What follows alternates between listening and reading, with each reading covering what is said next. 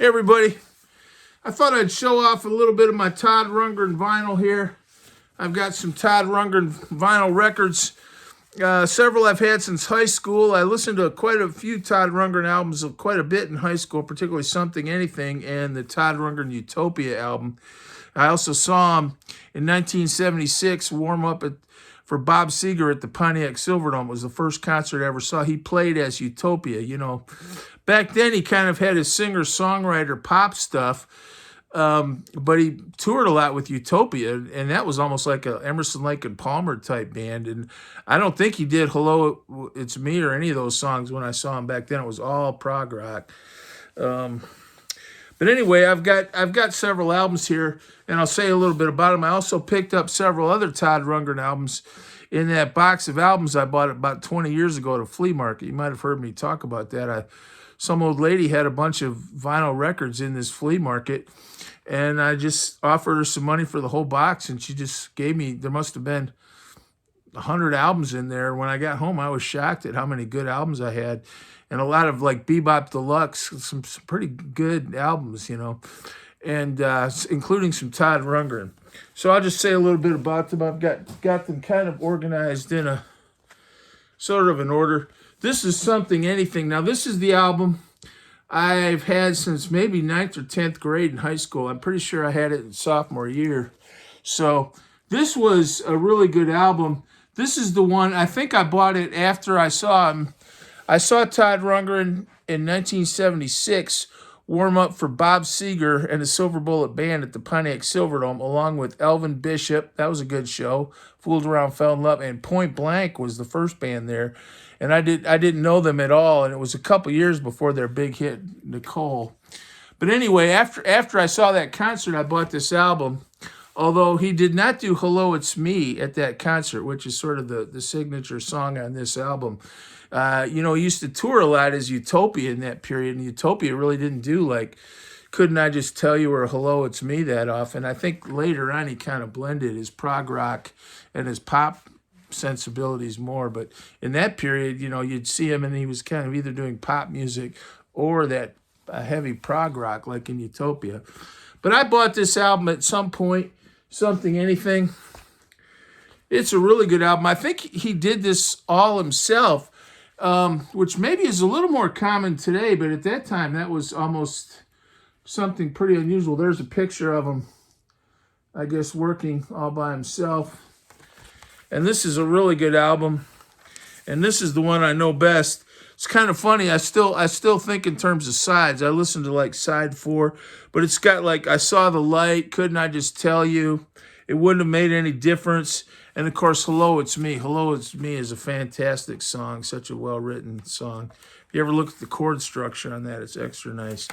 So this is just, I think there might be some live tracks on here. I know they do Money. I think side 4 gets a little bit, sounds like he has some friends over. They might be having a little party in there, but a lot of it was just himself doing it with overdubs, and it's a pretty good album.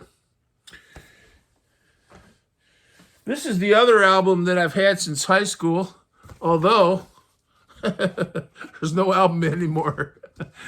I've decided you can probably hear all this music in 1 second on YouTube, but what I kind of cherish more than the music on vinyl is the album covers, actually, sometimes. But this was Utopia. Now, I bought this. Look, it was $3 for that album. You can still see the price on it. But he, you know, at that time he had a prog rock band, Utopia, but the songs that you heard on the radio, I wouldn't say he was a huge radio star, but like "Hello, It's Me," that was a top 40 song, and "I Saw the Light." Of course, he had an earlier band I remember hearing about called Naz, and they had a song called "Open My Eyes." I used to have that on an album that was a compilation of psychedelic rock, and it was one of his early songs. Ted Nugent and the Amboy Dukes doing "Journey to the Center of Your Mind" was also on that album. I wish I had that album. I think that might be kind of a rare album today, but I don't have it anymore. But this is pretty good. But boy, it's different than "Hello, It's Me." It's like listening to Emerson, Lake and Palmer or Yes. But I definitely remember City in My Head, Utopia, Heaven in My Body, Utopia. And the other one I remember my friend and I liking was Freak Parade. In a world full of freaks, you can, what is it? You could, but the world's biggest freak is the one with no balls. I remember at a certain age, that was a kind of cool line.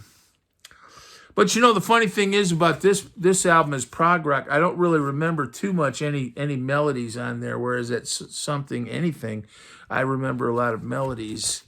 And I think by the late 70s, he kind of blended his pop rock and his pop progressive rock more into one show. But when I saw him, you either saw him as Utopia, and he just did a prog rock show, and it was like heavy light shows, synthesizers and everything, and kind of that wizard-like attire he used to wear sometimes. Or you saw him in like doing those love songs in pop rock. I kind of like the pop rock Todd Rundgren myself, because I think he has a good sense of melody.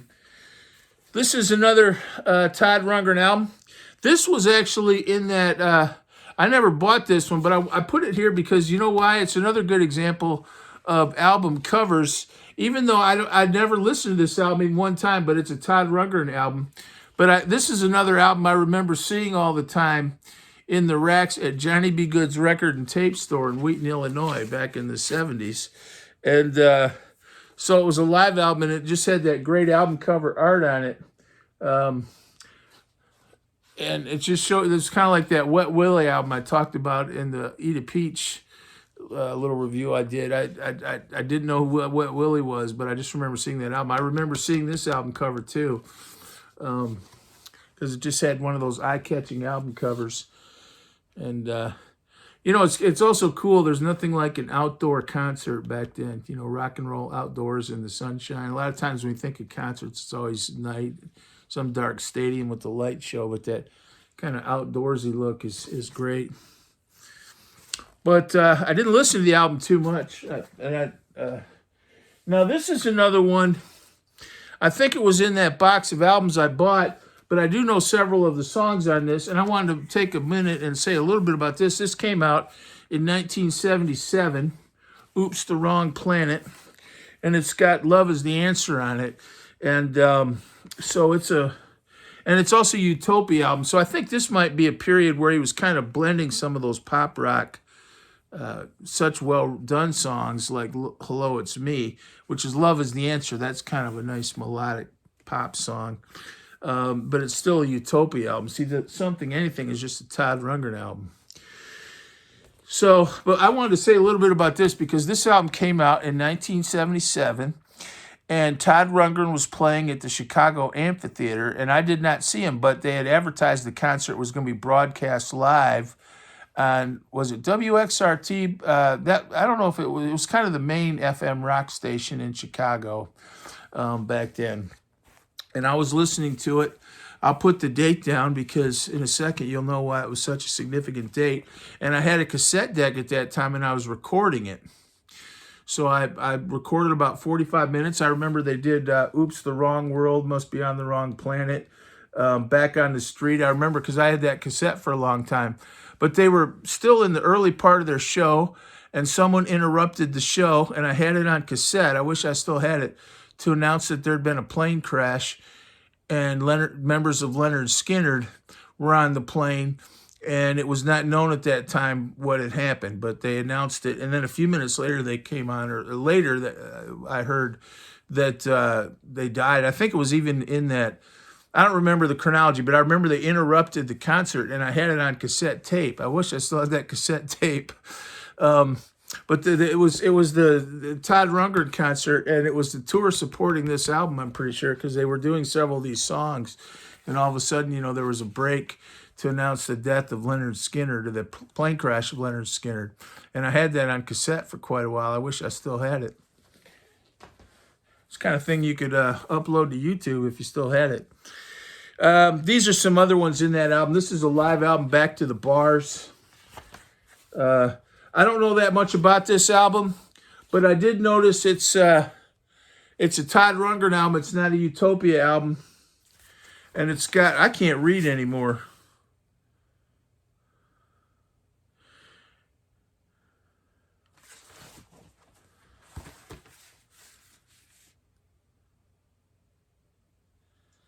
I think it's got a lot of his pop rock stuff on there.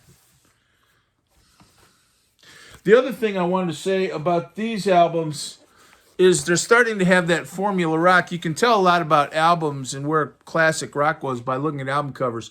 That's starting to have that late 70s formula rock look. The album covers got kind of glitzy and commercial looking and often kind of modernistic and high tech. Another thing I've heard about formula rock is they often didn't put the pictures of those hairy, kind of countercultural looking rock stars on the cover anymore. They're on the back, but they weren't on the front. And that's like a formula rock album that shows some of the changes in the late 70s. And I think this kind of has that aspect too.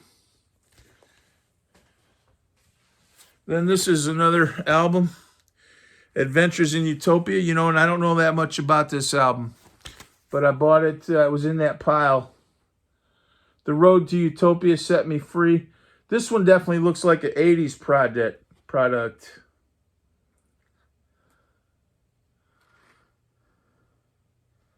And you're starting to see the styles change. You know, you can learn a lot about styles. And at least some of these guys are starting to look kind of a new wavy or MTV-y. I remember I had a friend that saw Todd Rundgren at the Royal Oak Music Theater. I didn't go, but this would probably be, I don't even know if MTV was around, but it was right around the time MTV came out. And he was telling me it was such a different show because Todd Rundgren was doing all this stuff with video and had like a big TV screen on stage and was doing all this stuff with video. And he didn't like it too much, and I might not have liked it either because I was always old school live bands. But this might be around that time. The other thing I wanted to say is you probably know Todd Rundgren was a great record producer and produced a lot of great records like Grand Funk World. You know, he kind of saved Grand Funk's career, I would say, because he started producing their albums. Did he do Locomotion? I know he produced like We're an American Band, Bad Time. Those are such great songs. And he kind of kept their old hard rock edge, so they were still Grand Funk. But he did make it a little more radio friendly, brought out the great melodies, which Grand Funk had really before that, really, if you think about it, like closer to home, some of their earlier stuff. But anyway, he was a producer. And I got this album. I wanted it playing pool, which is kind of ironic because I probably played pool 20 or 30 times in my whole life. I did play a little bit in my junior year sometimes. And, there was a pool table around sometimes, and I would play a little bit. And I forget what album, but we were betting an album. And I forget what album I bet, but the other guy bet this album. And he was from Bloomington, Indiana. And he was always telling me about this album, Roadmaster, which was produced by Todd Rundgren. And I won this album playing pool. I would have been the spring of my junior year. I kind of remember some of those chronologies a little better in that period for some reason. And I took it home. It's a really, really good album. And Roadmaster, I think, is kind of like that band I always talk about, the Rockets from Detroit. You know, they were huge in Detroit, and they never really broke out of the national market. And I think that's kind of like Roadmaster. My friend always said they were huge in Bloomington, Indiana. And he was always telling me about it, and he knew all these songs. But this is a really good album, and it was produced by Todd Rundgren. I would say it's got that late 70s. It's still very much like classic rock. Some of the songs you might kind of compare to like Styx or Kansas or, you know, some of the bands like that. But but at the same time, it's pretty radio friendly. It's not off the wall, but it had some late 70s instrumentation. Or like early Journey, maybe it kind of reminds me a little bit of early Journey, like before the Journey got too commercial. But it's got some really good ones. In fact, I'm going to do a video on this Sunday, Roadmaster. And that singer right there was Adam Smasher. I don't know if he's still alive. I don't know that much about the band. I do see, I've looked him up once in a while, because I actually listened to this album quite a bit. And it was kind of one of the albums in my collection at that period I listened to quite a bit. And I wanted playing pool. And our dog got to it. Where do I sign up to get a deal going like that dog's got? I'm telling you. Sits around all day.